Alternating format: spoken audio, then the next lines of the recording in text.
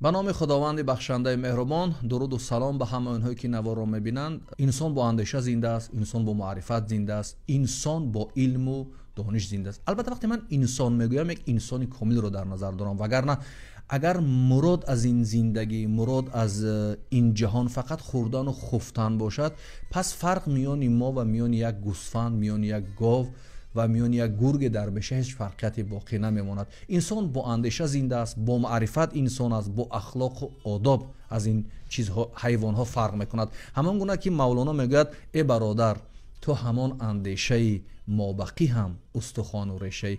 این جسم تو، این استخوان تو، این اندام و این هر چیزی که تو داری شبیه همون یک حیوان است. فقط چیزی که تو رو از اون حیوان ها فرق میکند و بالا میگذارد این اندیشه تو است، این اخلاق تو است، این علم و معرفت و دانش تو است.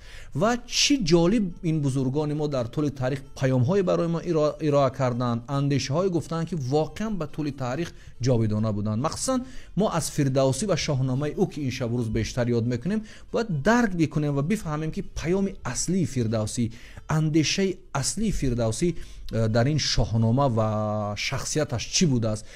اصلا من فکر میکنم که پیام اصلی فردوسی وقتی که شاهان ظالم رو دید، وقتی که دید انسان ها چقدر بی‌عدالتی میکنن و دید که چقدر شاهان در طول تاریخ وقتی که آموخت که به خاطر منصب و جاه و منال انسان ها را قتل میکنن، زندان میکنن و برای خواستهای خودشون به چی کارهای قادرند و از بین میروند، فردوسی آمد چی جالب و چی زیبا گفت بیناهای آباد گردن خراب. طول تاریخ چقدر بیناهای زیبا، چقدر قصرها و کوشک‌هایی که انسان‌ها برای آنها تلاش کردند، زحمت کشیدند، شب و روز خواب نرفتند، گفت خراب می‌گردند، از بین می‌روند. زیباران و استابش آفتاب، گاه یک شمال، یک باران، یک برف، یک زمین لرزه، یک طوفان اینها را از بین می‌برد. پیافکندم از نظم کاخ بلند. من از نظم، از اندیشه، از اخلاق چیزی ساختم که کس باد و باران نیابد گزند. هیچ شمال، هیچ زمین لرزه، هیچ طوفان اندیشه سالم را، علم خوب را، اخلاق خوب را، دانش خوب را نمیتواند ببرد از بین و اینها جاودانه میمانند. نمیرم از این پس که من زنده ام که تخم سخن را پراکندم، یعنی تخم سخن را پراکندم، علم را رواج دادم، اندیشه سالم را رواج دادم. نه اینکه به خاطر مال و ثروت و تخت و جاه و منال ظلم کرده باشم یا کارهای بدی را انجام داده باشم، تنها به خاطر 60-70 ساله که در این روی دنیا زندگی میکنم و میروم تبدیل میشوم به یک مشت خاک.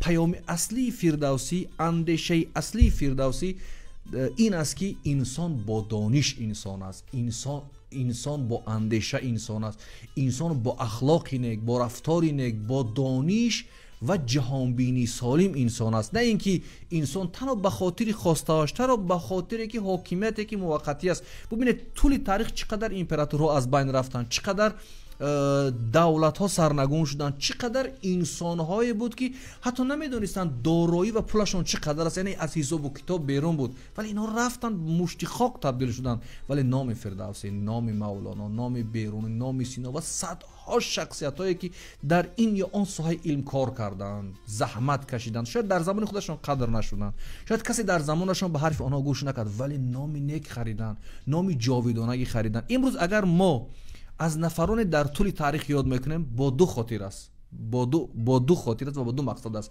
یکی انسان‌های نیک، یکی انسان‌های پاک که برای همش درود، سلام و صلوات که به انسانیت خدمت کردن، به بشریت کردن.